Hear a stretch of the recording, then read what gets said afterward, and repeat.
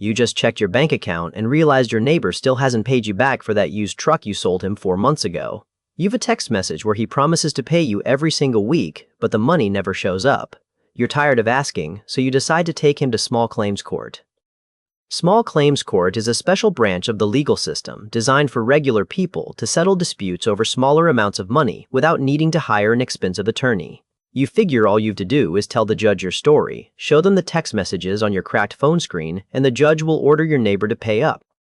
But when you get to the courthouse, you realize you don't actually know how to prove your case. You didn't print the texts out. You forgot to bring the signed title transfer.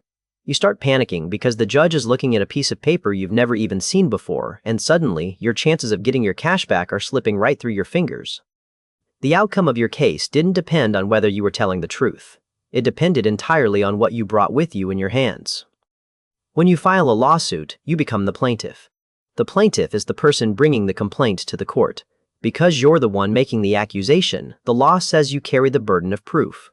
The burden of proof is your absolute responsibility to provide enough solid evidence to convince the judge that the other person actually owes you the money. You can't just walk into the room, point at the defendant, and demand cash. The defendant is the person you're suing. You have to bring the right items to prove your case. Think of your day in court like a carpenter showing up to a job site. If you show up with no tools, you can't build the house, no matter how much you know about woodworking. In small claims court, your evidence is your toolkit. Let's talk about exactly what needs to go into your toolbox before you walk through those courthouse doors, so you don't end up stammering in front of a judge. Every single case rests on a foundation, and in a courtroom, that foundation is your paperwork. The very first thing you must bring is a copy of your filed complaint. The complaint is the official court form you filled out and submitted to the court to start this whole process. You might think the court already has this, so you don't need it. But courthouse clerks get to handle hundreds of files a day. Papers get lost, or they don't get uploaded into the computer system correctly. You need to bring your stamped, filed copy of that complaint to prove your case was properly opened. If the judge asks what exactly you're claiming, you read right from that document. Along with your complaint, you must bring your evidence of the debt. The evidence is the tangible proof that the transaction happened and that the other person agreed to pay. A contract is simply a legally binding agreement, and it doesn't have to be a fancy document drawn up by lawyers. A contract can be a quick text message, an email chain, or a scribbled note on a piece of notebook paper. If you sold a truck, you need the bill of sale. If you did work on a house, you need the signed estimate you gave the homeowner. You must bring the original document if you've it, plus at least 2 copies. You'll hand the original to the judge, keep a copy for yourself to look at, and give a copy to the defendant. If you only bring the original, the court might keep it forever, and you lose your physical proof. The biggest mistake people make in small claims court is relying entirely on their phone. People think they can just hold up their glowing screen and show the judge a text message conversation. Most judges absolutely hate this. Courthouses have strict rules about electronics, and sometimes you can't even turn your phone on inside the courtroom. You have to bring printed copies of everything. If you've text messages, take screenshots of the entire conversation, including the dates, times, and contact names at the top of the screen. Print those screenshots out on plain white paper. Don't edit out the messy parts, because altering evidence destroys your credibility. Credibility is your honesty and believability in the eyes of the judge. If the judge catches you deleting texts that make you look bad, they'll dismiss your entire case. Print the texts, print the emails, and print the direct messages from social media. Don't walk into the courthouse with a crumpled plastic bag full of loose receipts. You look disorganized, and the judge will automatically doubt your story. Go to an office supply store and buy a simple 3-ring binder and some clear plastic page protectors. Put your filed complaint at the front. Put your contract right behind it. Put your printed text messages in chronological order. Put your photos and your hardware store receipts right after that.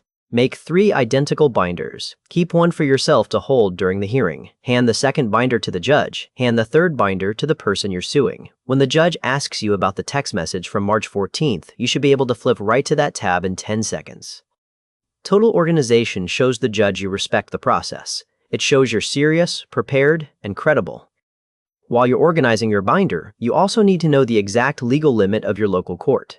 Every single state sets a jurisdictional limit for small claims court. The jurisdictional limit is the absolute maximum amount of money you're allowed to ask for in this specific type of court. In some states, the limit is $3,000. In other states, it might be $10,000, and some states allow up to $25,000.